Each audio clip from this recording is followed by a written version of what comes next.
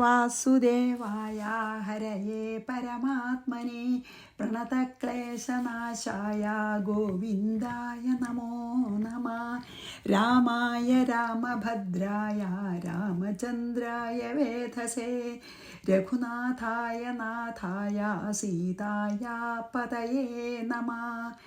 ശ്രീ സീതാലക്ഷ്മണ ഭരതശത്രുഘ്ന ഹനുമാൻ സമേത ശ്രീരാമചന്ദ്രസ്വാമിനേ നമഃ. യത്ര യത്ര രഘുനാഥകീർത്തനം തത്ര തത്ര കൃതമസ്തകാഞ്ജലിം ബാഷ്പവാരി പരിപൂർണലോചനം മാരുതിം നമത രാക്ഷസാന്തകം. നമ്മൾ 33 വലിയ തത്വങ്ങളാണല്ലോ പറഞ്ഞു നിർത്തിയത് അല്ലേ. ഈ ഒരു ഭാഗം ഉണ്ടല്ലോ, ഈ തത്വം പറഞ്ഞ ഭാഗം ആക്ച്വലി എഴുത്തച്ഛൻ നമ്മുടെ അധ്യാത്മരാമായണത്തിൽ വിട്ടിട്ടുണ്ട്. അത് കഴിഞ്ഞ് പിന്നെ പോയി രാജസ്ഥാനിലേക്കേ പറഞ്ഞിട്ടുള്ളൂ. ഈ ഒരു ഭാഗം പറഞ്ഞിട്ടില്ല. 7ാം സർഗത്തിലത്തെ അവസാനത്തെ ഭാഗം അത്ര കാര്യമായിട്ട് എഴുത്തച്ഛൻ പറഞ്ഞിട്ടില്ല കേട്ടോ. അപ്പോൾ നമുക്ക് നോക്കാം. കഴിഞ്ഞാൽ എന്താ പറഞ്ഞു വെച്ചാൽ, നമുക്ക് ജ്ഞാനം ഉദിക്കണ വരെ ഈ അതായത് ഏത് കാലം വരെ നമുക്ക് മായയുടെയാണ് നമ്മൾ, ആ കാലം വരെ ഭഗവാനെ അറിയാൻ സാധിക്കില്ല. അതായത് വിദ്യ അവിദ്യ എന്ന 2 രൂപമാണ് മായയ്ക്കുള്ളത്. അവിദ്യ വെച്ചാൽ ഈ ശരിക്കും ബ്രഹ്മമായിട്ടുള്ള ജീവാത്മാവിന് ആ പരമാർത്ഥ ബോധം ഉണ്ടാകാതിരിക്കത്തക്ക വിധം അഹംബുദ്ധിയെ ജനിപ്പിക്കണതാണ് ആ വിദ്യ.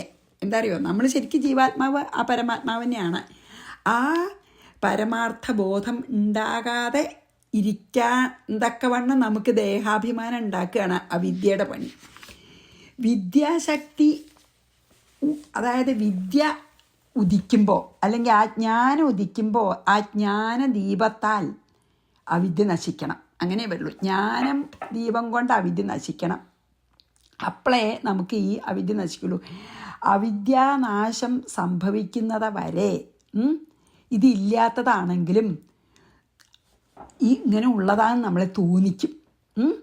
അപ്പം നമ്മളിങ്ങനെ തത്വവിചാരം ചെയ്ത് അതായത് മനനവും നിധിധ്യാസനവും ചെയ്ത് ഈ ഭഗവാനെ അതായത് ഭഗവാനെ തന്നെ ആശ്രയിക്കണം.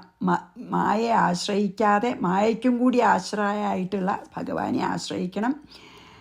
അപ്പോൾ അത് നമുക്ക് എപ്പോഴാണ് ആ ജ്ഞാനം ഉദിക്കണത്, അപ്പോൾ ഈ അവിദ്യ മുഴുവനെ ഇല്ലാതെയാവും ചെയ്യും. ആ ദേഹാഭിമാനം ഇല്ലാതെയാവും. അങ്ങനെയാണ്, അതൊക്കെയാണ് നമ്മൾ പറഞ്ഞത് അല്ലേ. ഈ അതായത് എന്താ പറയുക, ഇല്ലാത്തത് ഉണ്ടെന്നുള്ള വിചാരം ഉണ്ടാക്കണ ഒരു ശക്തി ആയതുകൊണ്ടാണ് ഇത്രയും മായയ്ക്ക് അവിദ്യ അല്ലെങ്കിൽ അജ്ഞാനം എന്നുള്ള പേരിനെ വരാൻ കാരണം. ഇനി നമുക്ക് 34 ചെയ്യാം. അവിദ്യാകൃത ദേഹാദിസംഘാതേ പ്രതിബിംബിത ചിച്ചക്തിർജീവലോകേസ്മിൻ ജീവ ഇത്യഭിധീയതേ. അവിദ്യാകൃത ദേഹാദിസംഘാതേ, അവിദ്യ കൊണ്ട് ജനിപ്പിക്കപ്പെട്ട ഈ ദേഹത്തിൽ, ദേഹവും ഇന്ദ്രിയങ്ങളും മനസ്സുമൊക്കെ പ്രതിബിംബിത ചിച്ചക്തി, ഇതിൽ പ്രതിഫലിക്കുന്ന ഈ അവിദ്യ കൊണ്ട് നിർമ്മിക്കപ്പെട്ട ശരീരത്തിൽ പ്രതിഫലിക്കുന്ന ജ്ഞാനശക്തി അസ്മിൻ ജീവലോകെ, ഈ ജീവലോകത്തിൽ ജീവഹ ഇതി അഭിധീയതേ. അത് എന്താ ജീവൻ എന്ന് പറയാണ്. അതായത് അവിദ്യയിലെ ഭഗവാന്റെ റിഫ്ലക്ഷനാണ് അത്രേ എന്ത് ജീവൻ. അവിദ്യ എന്ന കണ്ണാടിയിൽ ഭഗവാന്റെ റിഫ്ലക്ഷനാണ് ജീവൻ. അപ്പം നമുക്കിവിടെ ഒരു ഉദാഹരണം എനിക്ക് വളരെ ഇതായിട്ട് തോന്നി. ഞാൻ ഇതിലുള്ളതല്ല കേട്ടോ പറയണം. എന്താ അറിയോ, നമ്മളൊരു കണ്ണാടിയുടെ മുമ്പിൽ നിൽക്കുകയാണെന്ന് വെച്ചാൽ ഒരു കണ്ണാടിയിലുള്ള നമ്മുടെ പ്രതിബിംബം ഉണ്ടല്ലോ, അതാണ് ജീവാത്മാവ്. ഈ ശരിക്കുള്ള നമ്മളെ ഭഗവാനും കമ്പാരിസൺ ആൻഡ് കണ്ണാടി മായയും. ഇപ്പോൾ ഭഗവാൻ ആ മായക്കണ്ണാടിയുടെ പുറത്ത് നിൽക്കണു. ആ പരമാത്മാവിൻ്റെ തന്നെ മായക്കണ്ണാടിയുള്ള പ്രതിബിംബമാണ് നമ്മൾ. അപ്പോൾ ഇതിനെ നമ്മുടെ ജീവിതത്തിലത്തെ ഒരു കണ്ണാടിയും നമ്മൾ ആണെങ്കിൽ, നമ്മൾ കണ്ണാടിക്ക് പുറത്ത് നിൽക്കണം നമ്മൾ ഭഗവാനും അല്ലെങ്കിൽ പരമാത്മാവും. കണ്ണാടിയുടെ ഉള്ളിൽ ശരിക്കില്ലല്ലോ, കണ്ണാടി മാറ്റിയല്ലോ പ്രതിബിംബം, ആ പ്രതിബിംബം ജീവാത്മാവും. അതാണ് ഇവിടെ എനിക്ക് വളരെ നന്നായിട്ടുള്ളൊരു ഉദാഹരണം നമുക്ക് മനസ്സിലാക്കാവുന്നത്. അത് ഞാൻ അപ്പം പിന്നെ ഇതിൽ ഒന്നും പറയാനില്ല, അതന്നെയാണ് പറയണത്. എന്താ വെച്ചാൽ ഈ ശരീരം ഭഗവാന്റെ റിഫ്ലക്ഷനാണ്. പക്ഷേ മായയുടെ വിദ്യം അവിദ്യം സ്വരൂപിണി ഉണ്ടല്ലോ മായയ്ക്ക്, ആ അവിദ്യയാകുന്ന കണ്ണാടിയിലുള്ള റിഫ്ലക്ഷനാണ്. വിദ്യയിലുള്ള റിഫ്ലക്ഷൻ അല്ല.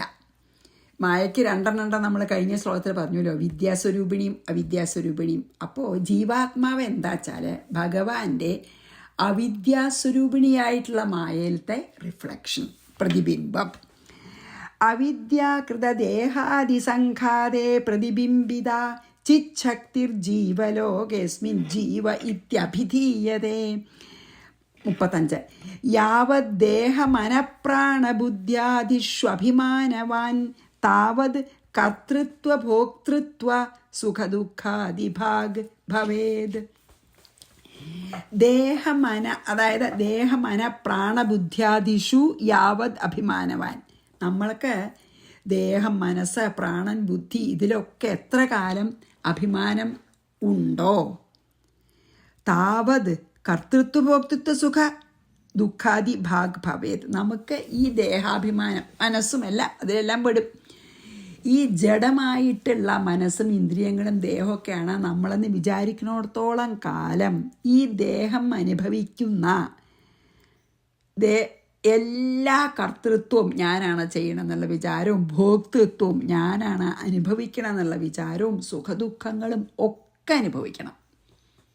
ആസ് ലോങ് ആസ് എന്താ നമുക്ക് ഈ ദേഹമാണെന്ന് വിചാരിക്കുന്നിടത്തോളം കാലം.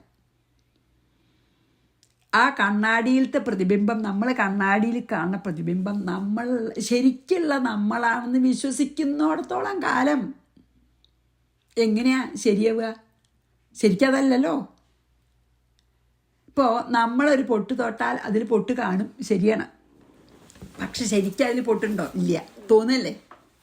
നമ്മുടെ നെറ്റിമ്പിലേ ഉള്ളൂ അല്ലേ? നമ്മൾ കൈ ഇളക്കിയാൽ അത് ഇളക്കണ്ട തോന്നും.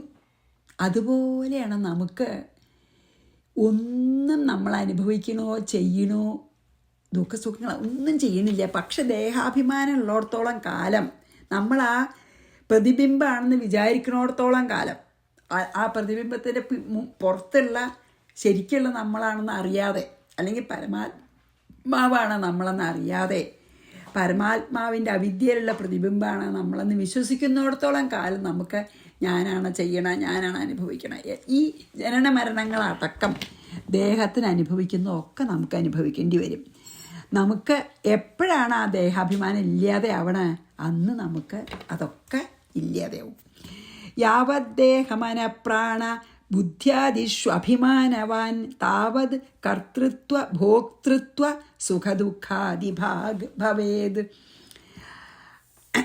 ആത്മന സംസൃതിർനാസ്തി ബുദ്ധേർജ്ഞാനം ന ജാത്വിതി അവിവേകാദ്വയം യുക്ത്വാ സംസാരരീതി പ്രവർത്തതേ. ആത്മന സംസൃതി ന അസ്തി, ആത്മാവിന് ഈ സംസാരം ഇല്ല. ബുദ്ധേഹേ ജാതു അപി ജ്ഞാനം ന, ബുദ്ധിക്ക് ജ്ഞാനമില്ല. ദ്വയം യുക്ത്വ, രണ്ടും യോജിച്ച് അവിവേകാത്, അവിവേകം കാരണം, വിവേകം ഇല്ല, അതായത് ആ ആത്മാനാത്മ വിവേകം ഇല്ലാത്തതുകൊണ്ട് സംസാരി ഇതി പ്രവർത്തതയെ, സംസാരം ഉണ്ടെന്നുള്ള നിലയ്ക്ക് പ്രവർത്തിക്കുകയാണ്. ശരിക്കില്ല, ആത്മാവിന് ഈ സംസാരം ഇല്ല, ഒരിക്കലുമില്ല. പക്ഷേ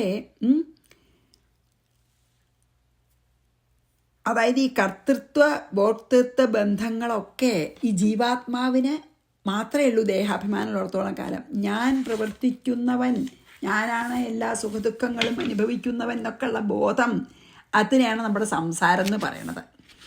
ഞാനാണ് എല്ലാം ചെയ്യണേ, ഞാനാണ് എല്ലാം അനുഭവിക്കണേ എന്നുള്ള ആ ബോധത്തിനെയാണ് നമ്മുടെ സംസാരം എന്ന് പറയണതേ. അപ്പോൾ ഈ ദേഹാഭിമാനമാണ് നമ്മുടെ സംസാരത്തിൻ്റെ പ്രധാന കാരണം. അപ്പോൾ ഒരേപോലെ യാതൊരു മാറ്റവും ഇല്ലാത്ത നിത്യസത്യമായിട്ട് വിളങ്ങണ ആ ആത്മാവിന് ഒരിക്കലും സംസാരമില്ല, നമുക്കേ ഉള്ളൂ സംസാരം. പിന്നെ ബുദ്ധിക്ക് ജ്ഞാനവും ഇല്ല. എന്താച്ചാൽ ജഡാണ്, ബുദ്ധി ജ്ഞാനം ഉണ്ടാവില്ല, ജഡാണേ. ബുദ്ധി പോലും ജഡാണ്, മനസ്സും ഇന്ദ്രിയങ്ങളും ബുദ്ധിയൊക്കെ ജഡാണല്ലോ. അതുകൊണ്ട് ആത്മാവിനോ ബുദ്ധിക്കോ ശരിക്ക് പറയാച്ചാൽ സംസാരമില്ല. അത് രണ്ടും കൂടി ചേർന്ന് ഈ ജീവൻ്റെ ജഡം ആയിട്ടുള്ള ദേഹത്തിൽ ദേഹാഭിമാനിയായിട്ടുള്ള ജീവനെ കുഴയ്ക്കുകയാണ് ശരിക്കും ചെയ്യണത്. അതായത് കൺഫ്യൂസ്ഡ് ആക്കുകയാണ്. അപ്പോൾ ഒരു ഇരുമ്പ് കട്ടയും തീയും, ഒരു തീയെ ഒരു ഇരുമ്പിലും ഇരുമ്പ് ചൂടാക്കിയെന്ന് വിചാരിച്ചോളൂ. ഭയങ്കര ചൂടത്തെ ഒരു ഇരുമ്പ് കട്ട വെച്ചു വിചാരിച്ചോളൂ. കുറച്ച് കഴിഞ്ഞാൽ ആ ഇരുമ്പ് തീ പോലെ കത്തൂലോ. അപ്പം നമുക്ക് ശരിക്കും നോക്കുമ്പോൾ ഏതാ തീയെ ഏതാണ് ഈ ഇരുമ്പെന്ന് മനസ്സിലാവില്ല. അപ്പം നമുക്കൊരു അവിവേകം. അതുപോലെയാണ് നമുക്ക് ശരിക്കുള്ള പരമാർത്ഥമായിട്ടുള്ള ഞാൻ ഇതല്ല, ഈ ജീവാത്മാവിന് മനസ്സിലാവണില്ല, ഞാൻ ഈ ദേഹമാണെന്ന് വിചാരിക്കുകയാണ്. അപ്പോൾ പരമാർത്ഥം മനസ്സിലാവാത്തതുകൊണ്ടാണ് ഈ കർത്തൃത്വം ഭോക്തൃത്വമൊക്കെ അനുഭവിക്കേണ്ടി വരുന്നത്. ആത്മാവിനെ ശരിക്കും ജീവാത്മാവ് പരമാത്മാവാണ്. ആ ബോധം അത് മനസ്സിലായാൽ പിന്നെ ഒരു കർത്തൃത്വമില്ല, ഭോക്തൃത്വമില്ല, സുഖമില്ല, ദുഃഖമില്ല എന്നാണ് പറഞ്ഞത് തന്നെ പലതരത്തിൽ പറയാണ്. ആത്മന സംസതിർനാസ്തി ബുദ്ധേർജ്ഞാനം ന ജാത്വിതി അവിവേകാദ്വയം യുക്ത്വ. അവിവേകം കൊണ്ടാണ് നമുക്ക് വരണത്. സംസാര രീതി പ്രവർത്തതേ. അപ്പം സംസാരം അനുഭവപ്പെടും. എന്താ കാരണം വെച്ചാൽ ദേഹാഭിമാനമുണ്ട്. ഈ കർത്തൃത്വം ഭോക്തൃത്വം ഉണ്ടായിട്ട് സുഖദുഃഖാദികളെ അനുഭവിക്കുന്നതിനാണ് സംസാരം പറയണത്. അതുണ്ടാവുമ്പോൾ നമുക്ക് ഒരു നിവൃത്തിയില്ല, നമ്മൾ അനുഭവിക്കും. അപ്പോൾ ജ്ഞാനം ഉദിക്കുന്നവരെ ഈ അജ്ഞാനം അങ്ങനെ നിൽക്കും. ജഡസ്യ ചിൽ സമായോഗാ ചിത്വം ഭൂയാച്ചിതേസ്തഥാ ജഡസംഗാ ജഡത്വം ഹി ജലാഗ്ന്യോർമേളനം യഥാ. ജഡസ്യ ചിത് സമായോഗാൽ ചിത്വം. ജഡത്തിന് ഈ ജഡമായിട്ടുള്ള ശരീരത്തിന് ചിത്തത്തിനോടുള്ള ചേർച്ച കൊണ്ട് ചിത് ഭാവവും, അല്ല ജഡത്തിന് ചിത്ത പറഞ്ഞപ്പോൾ ചൈതന്യം. അപ്പോൾ ഈ ജഡമായിട്ടുള്ള ശരീരത്തിന് ചൈതന്യത്തിനോട് ചേർച്ച വരുമ്പോൾ ചിത് ഭാവവും തഥാ ചിതേ. ഈ ജഡസംഘം കൊണ്ട്, ഈ ജഡമായിട്ടുള്ള ശരീരത്തിന് സംഘം കൊണ്ട് ഈ ചിത്തിന് ചേതനയ്ക്ക് ജഡത്തോടുള്ള ചേർച്ച കൊണ്ട് ജഡം എന്ന ഭാവവും ഉണ്ടാകും. അതാണ് അങ്ങടും ഇങ്ങടും. അതാണ് നമുക്ക് ഈ ചൈതന്യം നമ്മുടെ ഉള്ളിലുള്ളതുകൊണ്ട് നമുക്ക് ചൈതന്യഭാവം ഉണ്ട്.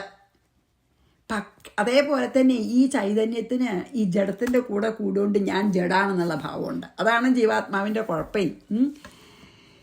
ജലാഗ്ന്യോഹോ മേളനം യഥ. ജലത്തിൻ്റെയും അഗ്നിയുടെയും ചേർച്ച പോലെ എന്ന് പ്രസിദ്ധാണെന്ന് പറയാണ്.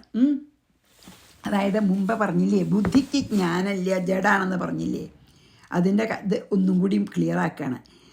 ചിത്തം എന്നുള്ള പേര് ബുദ്ധിക്ക് ഉണ്ടായത് തന്നെ എന്താ വെച്ചാൽ ചിത്ത് എന്നുള്ള ആ ഇതെന്നാണ്. ചിത്തം എന്നും പറയൂലോ ബുദ്ധിക്ക് വെച്ചാൽ. നമ്മൾ പറയണത് മനസ്സ്, ബുദ്ധി, ചിത്തം, അഹങ്കാരം എന്നൊക്കെ അല്ലേ അന്തർകരണത്തിൽ. അപ്പോൾ ബുദ്ധിക്ക് ചിത്തം എന്ന് വേണമെങ്കിൽ പറയാം. കാരണം എന്താ വെച്ചാൽ അതിനെ ജഡം എന്ന് പറയാൻ പറ്റുമെന്ന് ചോദിക്കാം നമുക്ക്. എന്താണെന്ന് വെച്ചാൽ ശരിക്കും ജ്ഞാനാണ് ഈ ബുദ്ധിയുടെ രൂപം എന്ന് വെച്ചോളൂ. പക്ഷേ ഈ അജ്ഞാനം കൊണ്ട് ആവൃതാണ്. അപ്പോൾ ഈ ജഡവസ്തുവിന്, അതായത് ഈ ജഡമായിട്ടുള്ള ശരീരത്തിന് ഈ ബുദ്ധിയോട് അല്ലെങ്കിൽ ചിത്തോടുള്ള സംയോഗം കാരണം ശരിക്കും പറയാ വെച്ചാൽ കുറച്ച് ചിത്തത്തിൻ്റെ ആ ഭാവം നമുക്കുണ്ട് നമ്മളിലും. ആ ഒരു ചേതന നമ്മൾക്കുണ്ട്. പക്ഷെ അതേസമയം ഈ ചിത്തം ജഡത്തിനോട് ചേരുമ്പോൾ ജഡാന്നുള്ള ഭാവമുണ്ടേ. അത് രണ്ട് തരത്തിലുള്ള ഇതുണ്ട് അതിൽ. അത് രണ്ടും അന്യോന്യധർമ്മം മാറിപ്പോവുകയാണ്. അതായത് ശരിക്ക് ജ്ഞാനം ജഡമായിട്ടുള്ളതിനോട് കൂടുമ്പോൾ ജ്ഞാനം ഇല്ലാണ്ടാവും. ജഡം ജ്ഞാനത്തിനോട് കൂടുമ്പോൾ ചെറിയൊരു ജ്ഞാനം, രണ്ടും കൂടി ഒന്നിച്ച് കലർന്നിരിക്കുകയാണ്. അപ്പോൾ അതിനൊരു ഇത് പറഞ്ഞിരിക്കുന്നത് ജലത്തിനും അഗ്നിക്കും, ജലവും അഗ്നിയും കൂടി എന്താ ഉണ്ടാവുക? ഈ അഗ്നിയെ ജലം മറയ്ക്കൂലോ ഇല്ലേ? അഗ്നി കെടും.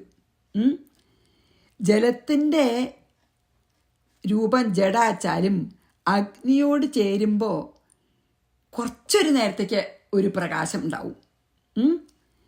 അപ്പോൾ അതിന് മേഘം മിന്നലും നമ്മൾ പറയാറുണ്ട്. എന്താ അറിയോ, മേഘം മിന്നലായിട്ട് കാണൂലോ ചിലപ്പോൾ, മേഘം കൂട്ടിമുട്ടൊക്കെ ചെയ്യുമ്പോഴേ. അപ്പോൾ ഇടയ്ക്കൊരു പ്രകാശമുണ്ട്. അതുപോലെയാണ് ഈ ജഡശരീരത്തിന് ഈ പരമാത്മാവിൻ്റെ അംശമായിട്ടുള്ള ആ ബന്ധം വരുമ്പോൾ ഒരു പ്രകാശമുണ്ട്. പക്ഷേ ആ പ്രകാശം മറയ്ക്കപ്പെടുകയാണ്. ഈ ജഡം അത്ര തിക്കാണ് നമ്മുടെ അജ്ഞാനി. ആ തിക്കായിട്ടുള്ള അജ്ഞാനം കൊണ്ട് ആ ജ്ഞാനം മറയ്ക്കപ്പെടുകയാണ്. ഏതുപോലെ വെച്ചിട്ടുണ്ടോ, മിന്നലിങ്ങനെ ഇടയ്ക്കൊന്നിങ്ങനെ വരില്ലല്ലോ, കണ്ടിന്യൂസ് ആയിട്ട് മിന്നൽ വരില്ലല്ലോ. മേഘം അതിനെ ഇല്ലാണ്ടാക്കണ പോലെ, അല്ലെങ്കിൽ മിന്നൽ വെറും ഒരു ഇടയ്ക്കൊന്ന് വരണതേ ഉള്ളൂ.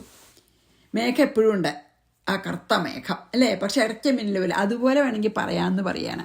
മേഘത്തിൻ്റെ ഉള്ളിൽ മുഴുവൻ ജലമാണല്ലോ, മിന്നലോ അഗ്നിയാണ്. അപ്പോൾ ഒരു പാളി, മിന്നൽ പാളി കാണുകയുള്ളൂ, അത് കഴിഞ്ഞാൽ ജലമയമായിട്ടുള്ള മേഘം അതിനെ മറയ്ക്കും. അതുപോലെയാണ് നമുക്കൊരു പ്രകാശം, നമുക്ക് ആ ജ്ഞാന പരമാത്മാവായിട്ടുള്ള ഒരു ചേർച്ചുകൊണ്ടൊരു പ്രകാശം ഉണ്ടെങ്കിലും അതൊന്നും ഇങ്ങനെ ഇടയ്ക്കിങ്ങനെ ജ്വലിക്കുകയുള്ളൂ. കാരണം നമ്മുടെ തിക്കായിട്ടുള്ള അന്ധകാരം ജഡം ആണല്ലോ. ആ നമുക്കുള്ള ആ ജഡം ആയിട്ടുള്ള ദേഹം അതിനെ മറയ്ക്കുക ചെയ്യണത്. ജഡമായിട്ടുള്ള ദേഹം, അതായത് ആ തമസ്, ആ ചെറിയ ആ ഒരു ഇതിനെ പ്രകാശം കാണിക്കുന്നുള്ളൂ. ബാക്കി സമയം മുഴുവൻ ആവരണം ചെയ്യണം. ഏതുപോലെ ജലം നിറഞ്ഞ മേഘത്തിൽ നമ്മൾ ഇടയ്ക്കൊരു മിന്നൽ കാണുക, അത്രയല്ലേ ഉള്ളൂ. ആ ജലം നിറഞ്ഞ മേഘം മിന്നലിനെ മറയ്ക്കണ പോലെ എന്നാണ് ഇതിൽ പറയണത്. ഇതുപോലെ ഈ ചിത്തിനും ജഡത്തിനും ചേർച്ച കാരണം, അതിൻ്റെ ചേർച്ച കാരണം ജ്ഞാനസ്വരൂപനമായ ജീവനിൽ അജ്ഞാനം ഉണ്ടാവുകയാണ്. ജഡസ്വഭാവമുള്ള ബുദ്ധിതത്വത്തിൽ ജ്ഞാനമുണ്ട്, രണ്ടുമുണ്ട്. ജ്ഞാനസ്വരൂപനാണ് ജീവൻ ശരിക്ക്, പക്ഷെ അജ്ഞാനം വരികയാണ് ഈ ചേർച്ച കാരണം. അതുപോലെ തന്നെ ജഡസ്വഭാവമുള്ള ബുദ്ധിയിൽ ഇടയ്ക്ക് ജ്ഞാനം വരും ചെയ്യും. അതാണ് നമുക്ക് അത്ഭുതം ആവുക. ജ്ഞാനസ്വരൂപനാണ് ജീവൻ, പക്ഷേ ഈ ജഡത്തിൻ്റെ സംഘം കൊണ്ട് അജ്ഞാനം. അതേപോലെ തന്നെ ജഡസ്വഭാവമുള്ളതാണ് ബുദ്ധി, എങ്കിൽ പോലും ഈ പരമാത്മാവിൻ്റെ സംഘം കാരണം ഇടയ്ക്ക് ജ്ഞാനം ഉണ്ടാവും. പക്ഷെ അത് വളരെ മറയ്ക്കപ്പെടുന്നത്. മിന്നൽ ഒന്നിങ്ങനെ മിന്നലില്ലോ, അതുപോലത്തെയാണ് എന്ന് പറയുകയാണ്. അപ്പോൾ അതാ നമ്മുടെ ഉള്ളിലെല്ലാം അത് മിന്നി പ്രകാശിക്കുന്നുണ്ട്. പക്ഷേ മായയുടെ ഇത് കൊണ്ട് നമ്മൾ അന്ധകാരം അതിനെ കൊണ്ട് മറയ്ക്കുകയാണ്, നമ്മുടെ അവിദ്യ, അജ്ഞാനം. അല്ലെങ്കിൽ നമ്മളുടെ എന്താ പറയണ്ടേ, അവിദ്യ എന്ന് പറയാം, മായ എന്ന് പറയുന്നേക്കാൾ അതാണ് നല്ലത്. അവിദ്യ വിദ്യ മറയ്ക്കുകയാണെന്ന്. ഇനി വിദ്യ അവിടെ ഉണ്ട് എങ്കിലും 37 വായിച്ച് 38 പോവാം. ജഡസ്യ ചിൽസമായോഗ ചിത്വം ഭൂയാ ചിതേസ്തഥാ ജഡസംഗാ ജഡത്വം ഹി ജലാഗ്നിയോർമേളനം യഥ. അതെനിക്ക് വലിയ ഇഷ്ടമായി. എന്താ വെച്ചാൽ മേഘവും മിന്നലും അല്ലേ. മേഘം എത്ര മേഘമുണ്ട്, പക്ഷെ ഇടയ്ക്കൊരു മിന്നലേ ഉണ്ടാവുള്ളൂ. അതുപോലെ നമുക്കും ഇടയ്ക്കൊരു എന്താ പറയുക, ജീവാത്മാവിനൊരു ജ്ഞാനം ലഭിക്കുന്നുണ്ട്. പക്ഷേ മിക്ക സമയവും നമ്മൾ അജ്ഞാനത്തിലാണ്. അതേപോലെ ജഡമായിട്ടുള്ള ബുദ്ധിക്കും ഇടയ്ക്കൊരു ജ്ഞാനം ലഭിക്കുന്നുണ്ട്. അതാണ് നമ്മൾ മിക്ക സമയവും ജ്ഞാനസ്വരൂപനാണ് ജീവാത്മാവ്, എന്നാലും അജ്ഞതയാണ് ഇതിനോട് കൂടിയിട്ട് ജഡമായിട്ടുള്ള ദേഹത്തിനോട് കൂടുകൊണ്ടേ. അതേസമയം ജഡസ്വഭാവമുള്ള ഈ ബുദ്ധിക്കോ ഇടയ്ക്കൊരു ജ്ഞാനം കിട്ടും ഭഗവാന്റെ ആ പരമാത്മാവിൻ്റെ സംയോഗം കൊണ്ട്. അപ്പോൾ ഇതൊരു സമ്മേളനം, ഒരു കൂടിച്ചേർച്ചയാണ് രണ്ടിൻ്റെ. ഇനി യാവത്വത് പാദഭക്താനാം സംഘസൗഖ്യം ന വിന്ദതി താവത് സംസാര ദുഃഖൗഖാൻ ന നിവർത്തതേ നരസദാ. ത്വൽപാദഭക്താനാം സംഘസൗഖ്യം യാവത് ന വിന്ദതി. അങ്ങയുടെ പാദഭക്തന്മാരുടെ സംഘത്തിൽ നിന്നുണ്ടാകുന്ന സുഖം കിട്ടാത്തിടത്തോളം കാലം. അതാണ് ത്വത്പാദഭക്താനാം സംഘസൗഖ്യം യാവത് ന വിന്ദതി. അങ്ങയുടെ പാദഭക്തന്മാരുടെ സംഘം സുഖം കിട്ടാത്തിടത്തോളം കാലം എന്ത് താവത് നരഹ സംസാര ദുഃഖൗഖാത് സദാ ന നിവർത്തേത്. അതുവരെ മനുഷ്യൻ സംസാര ദുഃഖത്തിൽ നിന്ന് കയറണില്ല എന്ന് പറയാണ്. അങ്ങയുടെ പാദഭക്തന്മാരുടെ സംഘം ഇല്ലെങ്കിൽ ഈ സംസാര ദുഃഖത്തിൽ നിന്ന് മനുഷ്യന് കയറാൻ സാധിക്കില്ല, പറ്റണില്ല. ഒരിക്കലും സംസാരത്തൊക്കെ അവർ കയറുന്നില്ല. അതായത് ഈ അന്യോന്യ സംബന്ധം കാരണം ഉള്ള ഈ വ്യത്യാസം കൊണ്ടാണ്. ഇപ്പോൾ മുമ്പ് പറഞ്ഞില്ലേ, ആ ജലം മറയ്ക്കും എന്ന് പറഞ്ഞില്ലേ, അതുപോലെ ഈ അജ്ഞാനം അല്ലെങ്കിൽ അവിദ്യ നമ്മളെ പരമാത്മാവാണെന്ന് മനസ്സിലാക്കാൻ സമ്മതിക്കാതിരിക്കുകയാണ്. അപ്പോൾ ഭഗവാന്റെ പാതാരവിന്ദത്തിൽ അങ്ങേയറ്റം ഭക്തിയുള്ള ഭക്തന്മാരുടെ സത്സംഗം ഉണ്ടായാൽ ഈ സംസാര ദുഃഖത്തിന് ഒരു അറുതി വരും. പക്ഷെ അതില്ലാത്തടത്തോളം കാലം സംസാര ദുഃഖങ്ങളിൽ നിന്ന് മോചനം ഈ ജീവാത്മാവിന് സിദ്ധിക്കില്ല. അത്ര പ്രധാനമാണ് ഭഗവത് ഭക്തന്മാരുടെ സംഘം, അതായത് സത്സംഗം. യാവത്വൽപാദഭക്താനാം സംഘസൗഖ്യം ന വിന്ദതി താവത് സംസാര ദുഃഖൗഘാം ന നിവർത്തേന്നര സദാ. ഇനി 39. സത്സംഗലബ്ധയാ ഭക്ത്യാ യദാ ത്വാം സമുപാസതേ തദാ മായാശനേര്യാദി താനവം പ്രതിപദ്യതേ. സത്സംഗത്തിൻ്റെ മഹത്വം ഭാഗവതത്തിലും ഇതുപോലെ എത്ര ദിക്കിലാണ് പറയണം. സത്സംഗലബ്ധയാ ഭക്ത്യ, സത്സംഗത്തിൽ നിന്നു ലഭിച്ചതായ ഭക്തി കൊണ്ട് യഥാ ത്വാം സമുപാസതേ, എപ്പോൾ ആൾക്കാർ ഭഗവാനെ ആരാധിക്കുന്നുവോ തഥാ മായ ശനൈഹി യാതി, അപ്പം മായ പതുക്കെ പതുക്കെ പിന്നിലേക്ക് മാറും. പ്രതിപദ്യതേ, അതായത് മായ ഒറ്റ വഴിയുള്ളൂ, സത്സംഗം കൊണ്ട് ഭക്തി ഉണ്ടാവുക. സജ്ജന സംസർഗം കൊണ്ട് നമുക്ക് ഭക്തി ഉണ്ടാവുമ്പോൾ ഭഗവാനെ നമ്മൾ സേവിക്കാൻ തുടങ്ങും.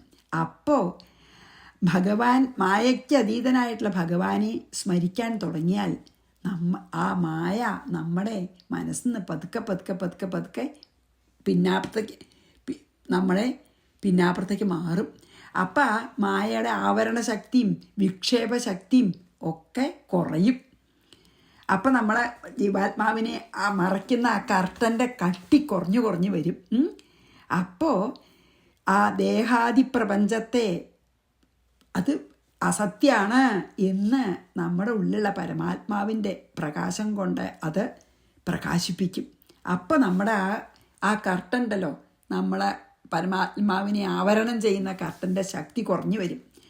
അതാണ് അപ്പോൾ നമ്മുടെ ഈ എന്താണ് ഭക്തി വർദ്ധിക്കും തോറും മായയുടെ ശക്തി കുറഞ്ഞു കുറഞ്ഞു വരും. അപ്പോൾ നമുക്ക് പതുക്കെ അങ്ങനെ കുറഞ്ഞു കുറഞ്ഞു വന്ന് നമുക്ക് ആ വെളിച്ചം നമ്മളിൽ നിറയും. അതെപ്പോഴും ഞാൻ വേറൊരു പുസ്തകത്തിൽ വായിച്ചു, ഇതിന് ഇവിടെ അല്ല എവിടെയോ വായിച്ചു ഇവിടെ പണ്ട്. എന്താ വെച്ചാൽ നമ്മളിങ്ങനെ വിചാരിക്കുകയാണ്, ഒരു കർട്ടൻ്റെ കറുത്ത് കട്ടിയുള്ള കർട്ടൻ, ബ്ലാക്കോ അല്ലെങ്കിൽ ബ്ലൂവോ എന്താ വെച്ചാൽ അതിൻ്റെ അപ്പുറത്തൊരു വിളക്കുണ്ട്. അപ്പം നമുക്കിവിടെ ഇപ്പുറത്ത് കർട്ടൻ്റെ ഇപ്പുറത്ത് വെച്ചാൽ നമുക്ക് ആ വിളക്ക് കാണില്ലല്ലോ. അതേസമയം കുറച്ചും കൂടി കട്ടി കുറഞ്ഞതിട്ടാൽ കുറേശ്ശെ കാണാം, അതിൻ്റെ വെളിച്ചം ഇവിടെ വരും ചെയ്യും. ആ വെളിച്ചം തന്നെ ചിലപ്പോൾ കുറച്ച് വെളിച്ചം കണ്ടില്ലെന്ന് വെച്ചോളൂ, എന്നാലും ഒരു ചെറിയൊരു വെളിച്ചം ഇങ്ങോട്ട് വരും. ആ കട്ടി കുറയും തോറും നമുക്കത് കാണാറോ ആവും, നമ്മൾക്ക് വെളിച്ചം കിട്ടും ചെയ്യില്ലേ. അതുപോലെയാണ് സത്സംഗം കൊണ്ട് നമ്മുടെ ഭക്തി വർദ്ധിക്കുമ്പോൾ നമ്മൾ ഭഗവാനെ സ്മരിക്കാൻ തുടങ്ങിയാൽ, മായയ്ക്ക് അതീതനായ ഭഗവാനെ സ്മരിച്ചിരിക്കുമ്പോൾ മായ പിന്മാറും. അപ്പം മായയുടെ ആവരണശക്തിയും വിക്ഷേപശക്തിയും ഒക്കെ കുറയും. അപ്പം ആ കർട്ടൻ തിന്നായി അതിങ്ങനെ കട്ടി കുറഞ്ഞ് നേരിയതായി വന്ന് ആ കർട്ടൻ ഇല്ലാതെ ആകുമ്പോൾ ആ ഭഗവത് ശക്തി നമ്മളിൽ നിറയും. ആ ശക്തി അല്ലാതെ പിന്നെ ഒന്നുമില്ല, വേറെ ഒന്നുമില്ല. ആ നിത്യസത്യ പ്രകാശം നമ്മളിൽ പിന്നെ നമ്മൾ തന്നെ ആയിട്ട് ഭവിക്കും. പിന്നെ വേറെ ഒന്നുമില്ല, അതാവുമെന്ന് പറയാണ്. അപ്പോൾ നമുക്ക് ഇവിടെ ഇതും കൂടി ചൊല്ലി നിർത്താട്ടോ. അപ്പോൾ സത്സംഗത്തിൻ്റെ മാഹാത്മ്യം നമുക്ക് ഇതുകൊണ്ട് വളരെയധികം മനസ്സിലാവുന്നുണ്ട് അല്ലേ. സത്സംഗലബ്ധയാ ഭക്ത്യാ യഥാ ത്വം സമുപാസതേ തഥാ മായാ ശനൈര്യാദി, ശനയിച്ച പതുക്കെ ഇല്ലേണ്ടിവും താനവം പ്രതിപദ്യതേ. ശ്രീകൃഷ്ണാർപ്പണമസ്തു. സർവത്ര ഗോവിന്ദനാമ സങ്കീർത്തനം. ഗോവിന്ദ ഗോവിന്ദ. ശ്രീ സീതാലക്ഷ്മണ ഭരതശത്രുഘ്ന ഹനുമൽ സമേത ശ്രീരാമചന്ദ്രസ്വാമിനേ നമഃ.